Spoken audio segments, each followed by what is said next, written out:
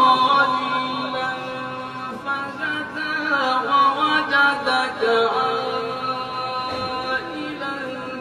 فأغنى فأما اليتيم فلا تقهر وأما السائل فلا تنهر وأما